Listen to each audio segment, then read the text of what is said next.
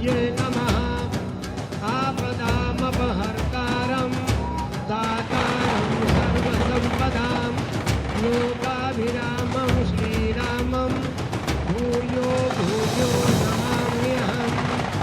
अद्भुतबलधामं हेमशैलाभदेहं तनुज्वलकृशानुज्ञानिनामग्रगण्यं सकलगुणनिधानं वानराणामधीशं रघुपतिप्रियवत्तं वातजातं नमामि।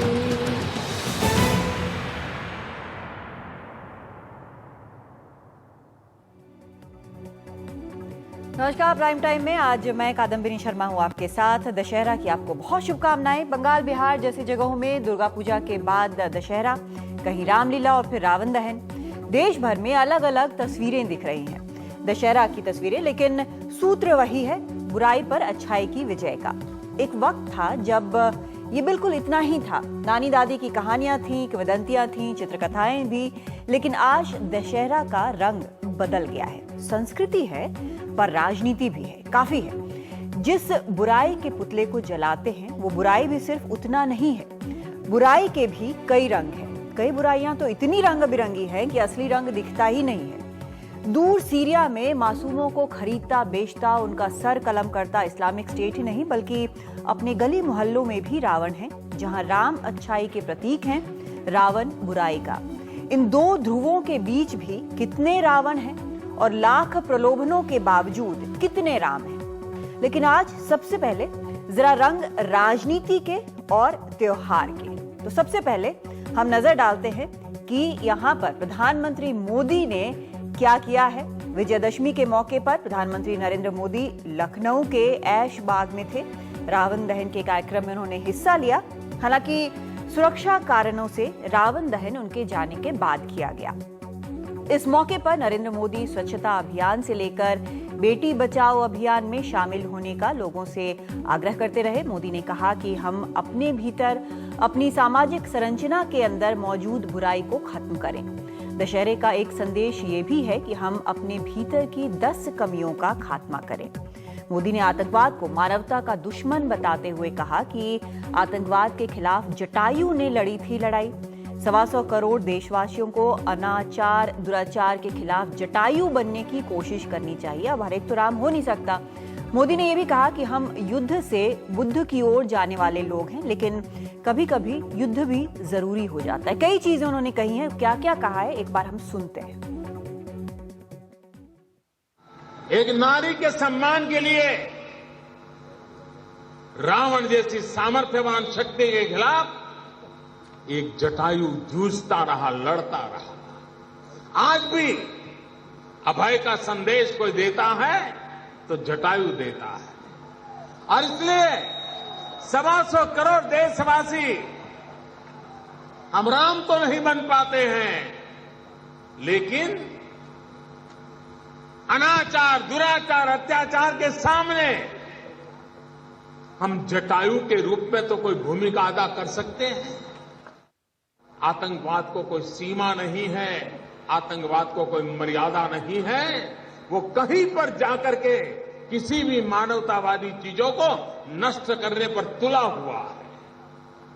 और इसलिए विश्व की मानवतावादी शक्तियों का आतंकवाद के खिलाफ एकजुट होना अनिवार्य हो गया है। जो आतंकवाद करते हैं उनको जड़ से खत्म करने की जरूरत पैदा हुई है। जो आतंकवाद को पनाह देते हैं, जो आतंकवाद को मदद करते हैं, अब तो उनको भी बख्शा नहीं जा सकता। राम के जीवन में भी युद्ध था, लेकिन हम वो लोग हैं जो युद्ध से बुद्ध की ओर चले जाते हैं।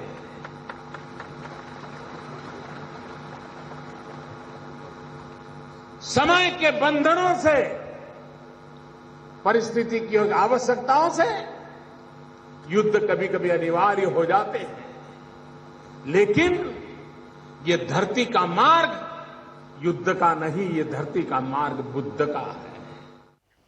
और आपको हम सीधे लिए चलते हैं लखनऊ। वहां पर हमारे सहयोगी, वरिष्ठ सहयोगी कमाल खान मौजूद हैं। उन्होंने इस इवेंट को कवर किया है, वहां पर मौजूद थे।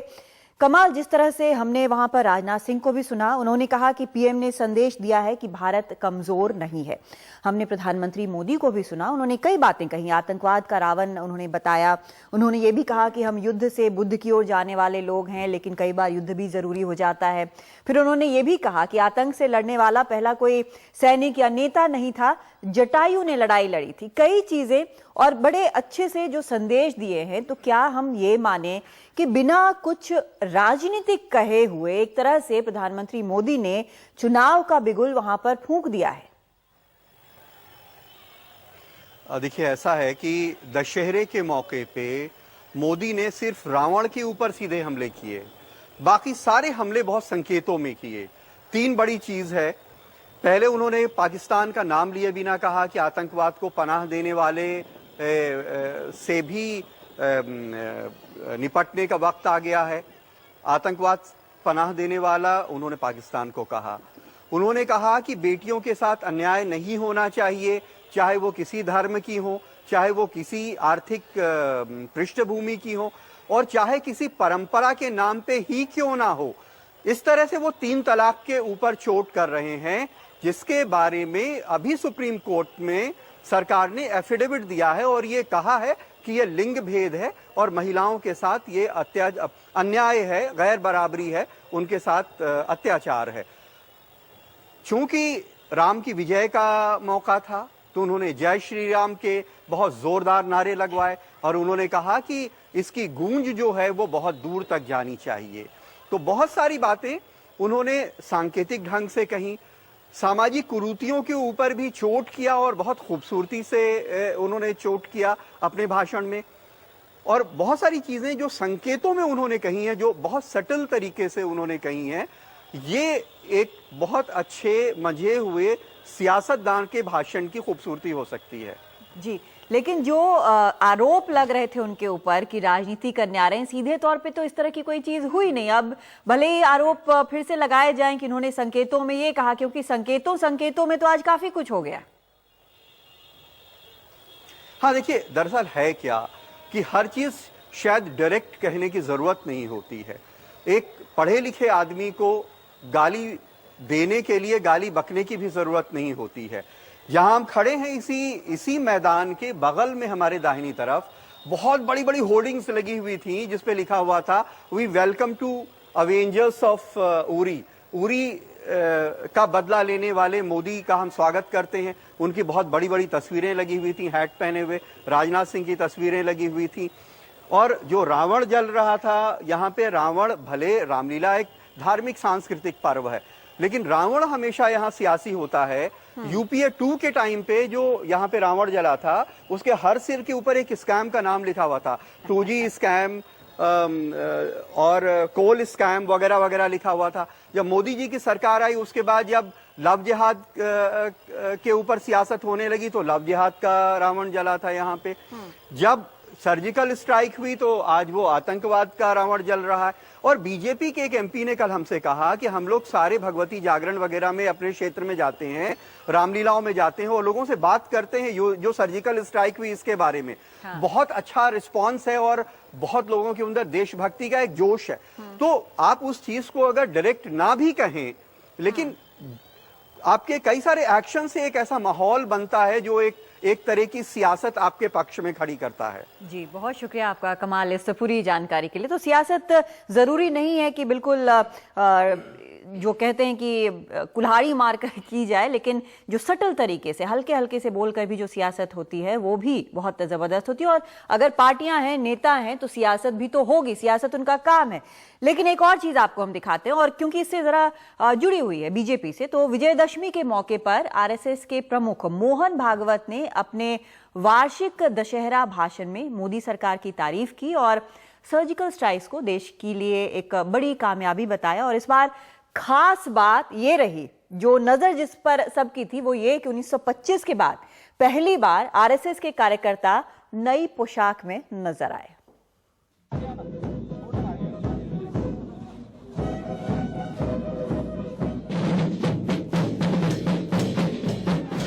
पुरानी धुनों पर नए अवतार में आरएसएस का मार्च। खाकी हाफ पैंट की जगह भूरी पैंट ने ले ली है। 1925 के बाद यानी 91 साल बाद ये बदलाव आया है और ऐसे वक्त में आया है जब आरएसएस के प्रमुख समाज में भी बदलाव की बात कर रहे हैं। बात उन दलितों को लेकर भी मानसिकता बदलने की हो रही है जिनके लिए ऊना के जख्म अभी हरे हैं और जिनके वोटरों की तादाद उत्तर प्रदेश और पंजाब के आने वाले चुनावों में अच्छी खासी है।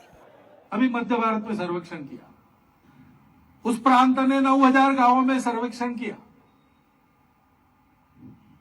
ध्यान में आया कि 30% गांवों में अभी भी पानी के स्थान उसमें भेदयुक्त आचरण होता है।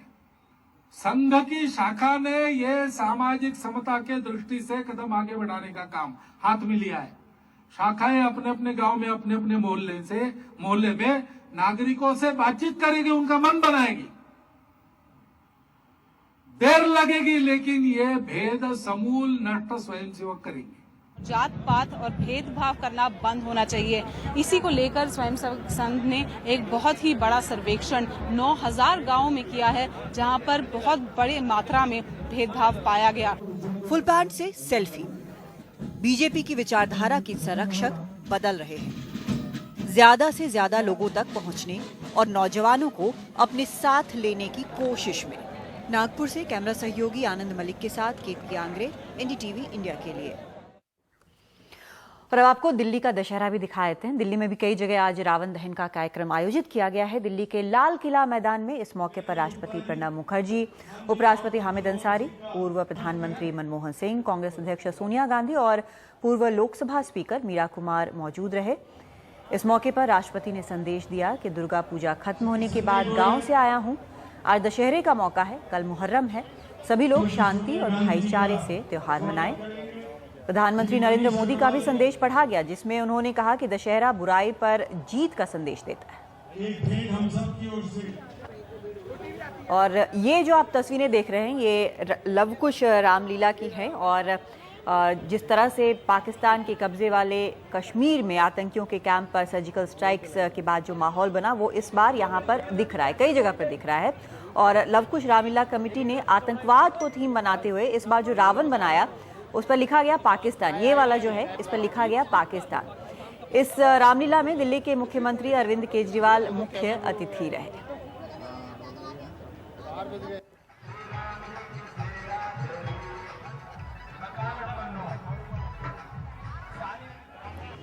लेकिन एक और चीज जो सबके दिलो दिमाग पर इस बार छाई है वो आप देख सकते हैं क्या है। डेंगू, चिकनगुनिया और मलेरिया जो दिल्ली के कश्मीरी गेट में ये दिखा है। रावण, मेघनाद और कुंभकर्ण के तौर पर इस मौसम की 3 बीमारियों का दहन किया गया और आपको पता है कि दिल्ली में लोग इस बीमारी से किस बुरी तरह से परेशान थे।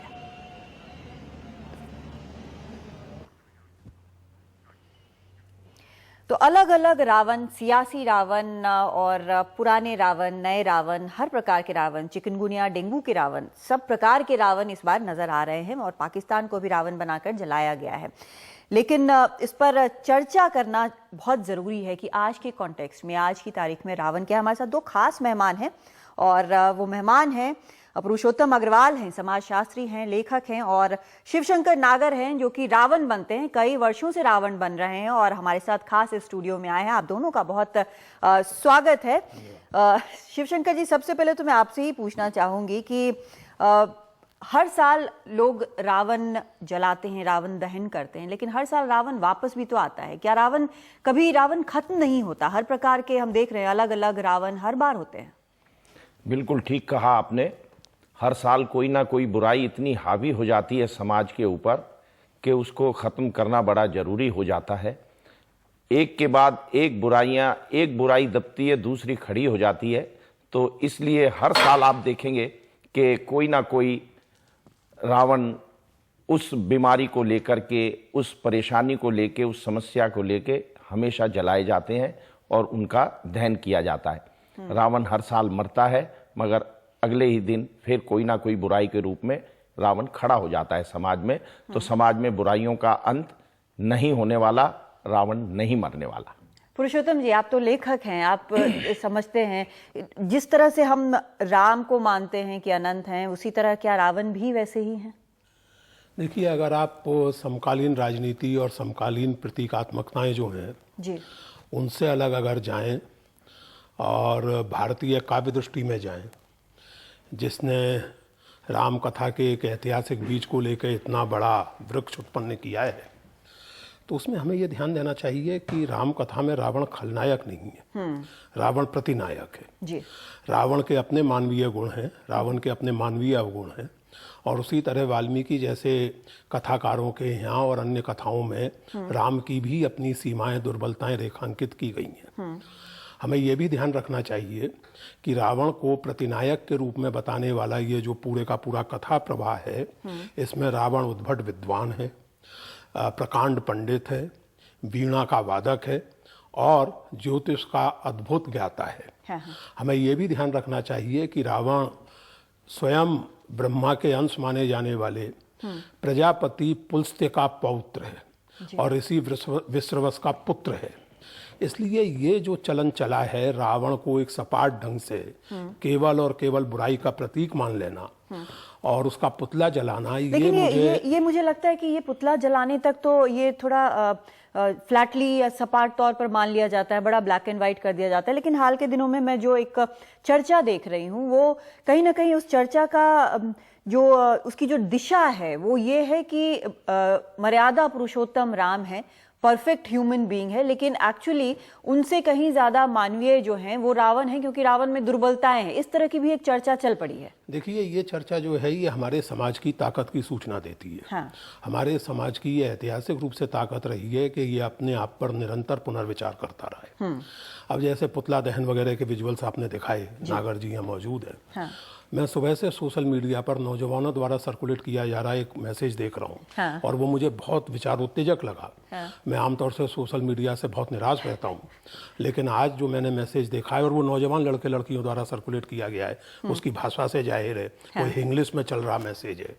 और ये नॉटी रावण वाला है, नॉटी रावण वाला जिसमें ये है, और वो सही अपनी जगह सही बात है कि हम रावण को बुराई का प्रतीक कहें। हाँ। जिस व्यक्ति ने ठीक है सीता का हरण किया, सीता को धमकाया, डराया, लेकिन अंततः सीता की हाँ का इंतजार किया, ऐसे व्यक्ति को, ऐसे चरित्र को हम अत्याचार का प्रतीक माने, जो ना कहने वाली लड़की के चेहरे पर तेजाब फेंक देते हैं। ये अद्भुत स्थिति लगती है। इसलिए मुझे ये अच्छा लगता है कि ये हमारे नौजवान पूरे इस सिलसिले पर एक तरह का पुनर्विचार कर रहे हैं। मैं कादम्बरी जी आपसे फिर से कहूँ कि राजनीतिक प्रतीकात्मकता आज से नहीं, जैसा आपने संकेत किया, लगातार चलती आई है। कभी कोई रावण मान लिया जाता है, कभी कोई, और अभी हमने देखा कि चिकनगुनिया और डेंगू वगैरह को भी, आपको भ्रष्टाचार वाला भी याद होगा, वो सब मुझे याद है। लेकिन अगर हम अपनी उस काव्य परंपरा को याद करें जिस पर मुझे गर्व है और उचित गर्व है, तो मैं एक बात की ओर आपके दर्शकों का ध्यान खींचना चाहता हूँ। वाल्मीकि रामायण में रावण की मृत्यु के बाद विभीषण दुखी भी हैं, लेकिन अभी तक उनका क्रोध बाकी है और वो रावण का अंतिम संस्कार करने से इनकार कर देते हैं। हाँ। और तब वाल्मीकि जो हैं वो राम से कहलवाते हैं कि मरणांतानी वैराणी, मरण के साथ वैर समाप्त हो जाते हैं। जी।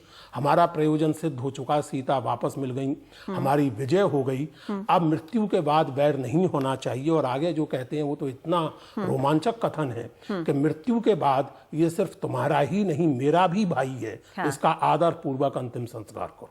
शिवशंकर, मुझे तो ये हर साल जो पुतला जलाना है, ये वाल्मीकि रामायण की इस भावना का सीधा प्रतिवाद लगता है।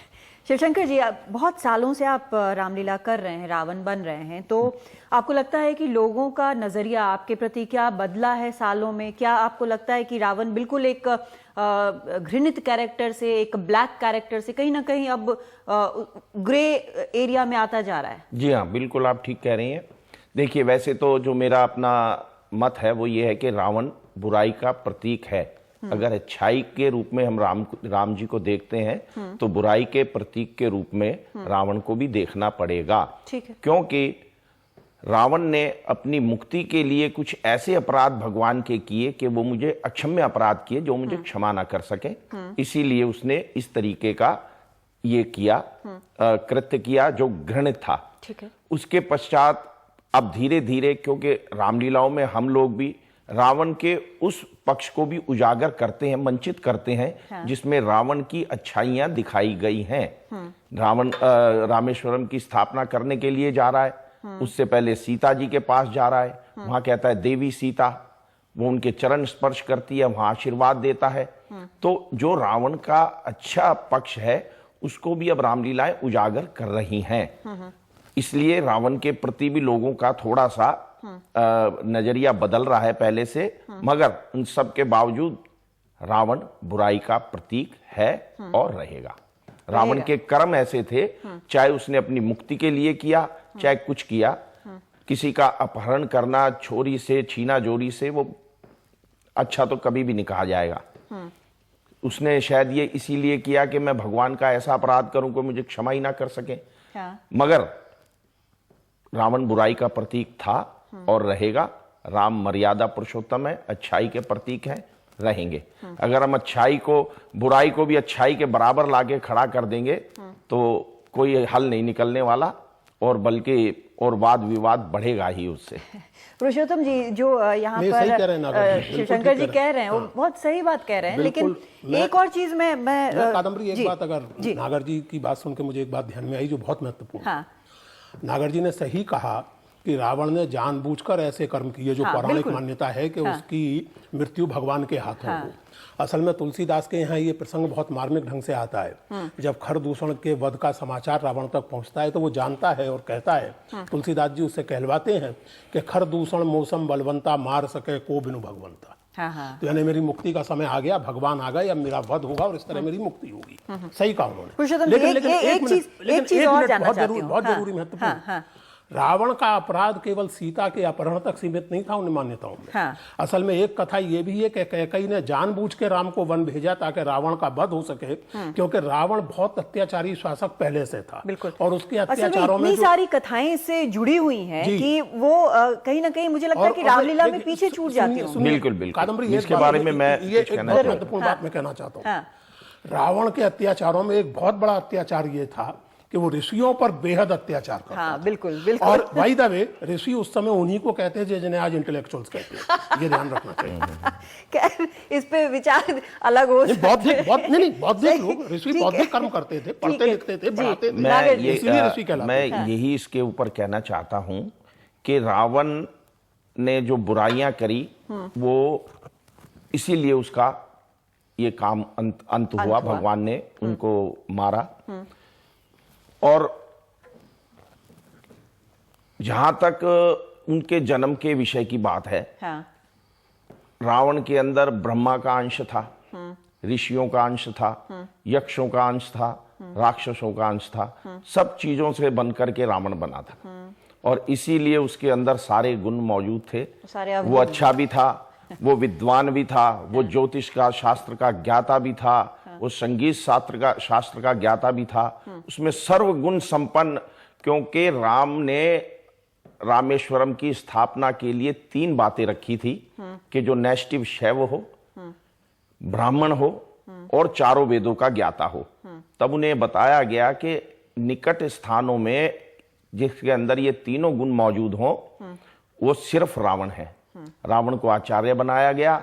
रावण सीता जी को, की आप बड़ी तारीफ कर रहे हैं, वैसे आप कहते हैं कि बुराई का नहीं नहीं, देखिए हम हैं। अपनी रामलीलाओं में इनको बोलते हैं छेपक प्रसंग।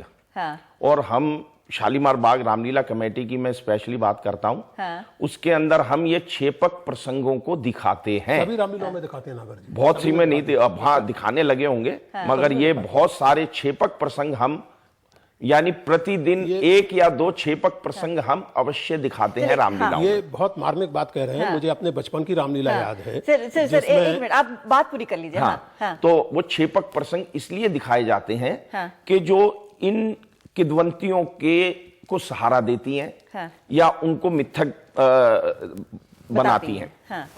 जिस तरीके से रावण सीता का हरण करने से पहले भगवान शंकर के पास गया, उन्होंने वहां से आज्ञा ली, उन्होंने कहा शंकर भगवान ने, सीता तो तेरी माँ का अवतार है, क्या तू अपनी माता का हरण करेगा?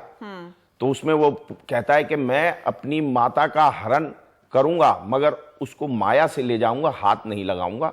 और इस ब्रह्मांड के सबसे सुंदर स्थान अशोक वाटिका में उसको बहुत सारी स्थान चीजें दूंगा। ऐसी हैं रामायण में, बहुत सारी हाँ, चीजें ऐसी हैं जहां मुझे लगता है कि हर जनरेशन जो है, हर देश जो है बहुत कुछ सीख सकता है। लेकिन मैं आज के कॉन्टेक्स्ट में लगातार बात करना चाहती हूँ। आज हमें बॉलीवुड में मूवीज बनानी पड़ती हैं इन सब चीजों को समझाने के लिए। तो पुरुषोत्तम जी, जो आज मैं लगातार देख रही हूँ कि जो महिलाएं हैं उनका जो विचार है राम और रावण के बारे में, जो ट्रेडिशनल विचार है उनसे बिल्कुल उलट है। आज वो मानती हैं कि रावण जो है वो कहीं ना कहीं बेहतर था राम से। ये एक बड़ा इंटरेस्टिंग डेवलपमेंट है। हाँ, वो इंटरेस्टिंग डेवलपमेंट है और मैंने इसीलिए कहा कि ये हमारे समाज की ताकत का सूचक है। ये हमारे समाज में जो दृष्टि की बहुलता है उसका सूचक है। और ये मैं आपसे फिर से कहूँ, आपने एक बहुत अच्छी बात कही कि आज फिल्में बनानी पड़ती हैं और ये सब, उसका कारण ये है कि हमारे समाज में इस समय सांस्कृतिक स्मृति का बहुत तेजी से पतन हुआ है। और पिछले 20 साल में, क्षमा करेंगे ये कहने के लिए, टेलीविजन और सोशल मीडिया के आगमन के बाद तो लगभग सत्यानाश हो चला है। हम लोग अपनी सांस्कृतिक स्मृति से वंचित होते जा रहे हैं। इसीलिए बहुत सारी मार्मिक चीज़ों की जो छवियां हैं, जो ध्वनियां हैं, वो हम तक नहीं पहुंचती। जिस प्रसंग की चर्चा आप कर रहे हैं वो मैंने अपने बचपन की रामलीला में देखा है। वो क्षेपक माना जाता है। और उसमें सबसे मार्मिक ये है कि राम बतौर पुरोहित के रावण को प्रणाम करते हैं और रावण बतौर पुरोहित के उनको आशीर्वाद देते हैं विजयी भाव। जबकि उस प्रसंग में विजयी भाव होने का क्या अर्थ था वो समझा जा सकता है। एक बात। दूसरी बात जो आपने कही महिलाओं के प्रसंग में, सही है, क्योंकि राम कथा का वो जो सीता निष्कासन का प्रसंग है और दूसरी ओर रावण का, देखिए रावण का जो है ना कादम्बरी, रावण सीता को एक तरह से प्रतिशोध की भावना से हर कर ले आया। उसके बाद वाल्मीकि रामायण में ये प्रसंग बहुत साफ तौर से आता है। आरंभिक तौर पे उसका रुझान एक तरह से किसी भी तरह हासिल करने का था। वाल्मीकि ने और दूसरी राम कथाओं ने भी रावण के चरित्र के विकास का इतने मार्मिक ढंग से चित्रण किया है कि धीरे धीरे रावण सीता को यूं ही हासिल करने के लिए नहीं, बल्कि सीता को प्रेम के साथ हासिल करने के लिए तत्पर हो जाता है। और इसीलिए वो उन्हें छूता तक नहीं है, क्योंकि जब तक हाँ नहीं होगी मैं छूंगा भी नहीं। तो ये जो महिलाओं वाली जो बात आप कह रही हैं, देखिए ये सब कथाएं हैं और हर कथा के कई पार्ट हो सकते हैं। ये भी एक पार्ट है, इस पार्ट का भी मैं सम्मान करता हूं। नागर जी एक चीज आप समझाइए, वक्त जरा कम है हमारे पास, तो शॉर्ट में जानना चाहूंगी कि पहले जब आप रामलीला करते थे तो क्या उस वक्त लगता था कि जो जनता है उनको बहुत सारी चीजें बताने की उस तरह से जरूरत नहीं पड़ती थी, या आज ऐसा लगता है कि सब कुछ पता होता है, सिर्फ आप इनैक्ट कर रहे हैं, वो एक्टिंग वहां पर कर रहे हैं? नहीं, पहले के समय में लोगों को इस विषय में जानकारी होती थी। हाँ। और आजकल की युवा जनरेशन को रामायण पढ़ने का या किसी पढ़ने का कोई समय नहीं है। लोगों को, बच्चों को अपने रामायण के, अपनी संस्कृति के बारे में कुछ नहीं पता। लेकिन आजकल तो आपके साथ सेल्फी ज्यादा लेते हो। सेल्फी ज्यादा, बिल्कुल आप कह रही हैं, सेल्फी और पता नहीं क्या क्या सब हो रहा है, मगर अपनी संस्कृति के बारे में नहीं पता। इसीलिए उनको बताने की आवश्यकता है। इसीलिए हम ये क्षेपक प्रसंग और ये रामलीलाएं इसीलिए चल रही हैं कि आज बहुत बड़ी संख्या में लोग इस रामलीला को देखने के लिए। लेकिन जो मेहनत आपकी लगती है, जिस तरह की मेहनत मैं देख रही हूँ, अभी आपसे बात हो रही थी स्टूडियो में आने से पहले, नागर जी से बात हो रही थी कि जो ये 10 सर हैं उनका वजन कितना ज्यादा है और कितना डिफिकल्ट है इसको लगातार पहने रहना और रामलीला करना। तो आप इतनी मेहनत करते हैं तो उससे मिलता क्या है आपको? मतलब आप इतना मेकअप करके जाते हैं, सारा कुछ पहन के जाते हैं, आम जीवन में आपको लोग कैसे ट्रीट करते हैं? कई बार ऐसा है जी, इससे मिलता है आत्मसंतोष और पूरे वर्ष हम इसका इंतजार करते हैं। हाँ। अब ये रामलीला जैसे अपने समापन की तरफ है। हाँ। तो हमारे सब कलाकारों के और सबके जो है ना मन छोटे हो गए कि यार अब 1 साल बाद मिलना होगा। अच्छा। और हम इसका पूरे साल भर इंतजार करते हैं। हाँ। पूरे साल भर इनके ऊपर रिसर्च करते हैं, मेहनत करते हैं, कॉस्ट्यूम बनाते हैं। हाँ। और बहुत सारी नाना जाने क्या क्या क्षेपक बहुत कुछ याद भी करते होंगे जो डायलॉग हैं। बिल्कुल क्षेपक प्रसंगों को निकालते हैं, इस बार ये क्षेपक प्रसंग ऐड करना है, ये करना है, तो बहुत सारे काम होते हैं। इसके अंदर रुचि और रोमांच आता है, इसीलिए हम ये हर साल करते हैं। और हर साल अगर मैं आपसे कहूं कि एक ऐसा जो संवाद आपने बोला हो जो आपको आपके मन के बड़ा करीब हो, लोग तो आपको बोलते होंगे कि ये सुना दीजिए, वो सुना दीजिए, लेकिन जो आपको लगता है कि आज की तारीख में बहुत प्रासंगिक है, बहुत आपके हृदय के करीब है, ऐसा कुछ बता सकते हैं? कोई ऐसा संवाद? देखिए, वैसे तो रावण के संवाद आज के हिसाब से नहीं लिखे गए जो चले थे, मगर आप कह रही हैं तो जो मेरे को अच्छा लगता है मैं वो सुना देता हूं। बिल्कुल बिल्कुल। या जो लोग वहां की जनता जनार्दन मेरे से सुनना चाहती है, मैं वो सुना देता हूं आपको।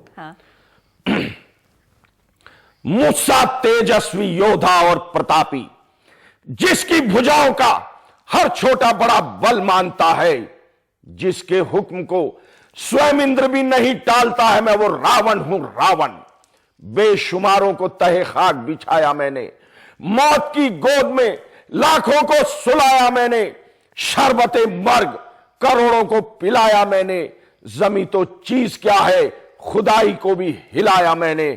जिस तरफ बढ़ गया बस उसको मिटा कर छोड़ा, झुलस दिया फूंक दिया खाक बनाकर छोड़ा। ये सही है, हमने सुना था कि थोड़ा संस्कृत वाला होता है, लेकिन यहाँ तो उर्दू में रामायण नजर आ रही है। ये जसवंत की लिखी हुई रामायण है। अच्छा, वक्त बहुत कम है सर, 15 सेकंड सर। मैं 15 सेकंड में फिर से कहूंगा, शरबते मर्ग, यानी मृत्यु का पान जिसको करा है मैंने। ये जो परंपरा है यही ताकत है, यही ताकत राम है। कथा एक कविता की तरह चली आ रही है, और वो फारसी में लिखी गई है, उर्दू में लिखी गई है, और नागर जी के संवादों से जाहिर है कि उसी रूप में 2016 तक बोली जा रही है कि शरबते मर्ग पिलाया में। ये जसवंत की लिखी हुई रामायण है, और रामायण उफक जी ने भी लिखी है, जो उर्दू के बहुत ही शानदार है, बहुत ही शानदार है। और हमारे दोनों मेहमानों का बहुत शुक्रिया। लेकिन एक छोटा सा ब्रेक लेते हैं और लौटिएगा जरूर इस ब्रेक के बाद। आप बने रहिएगा हमारे साथ, क्योंकि और भी इंपॉर्टेंट खबरें हैं।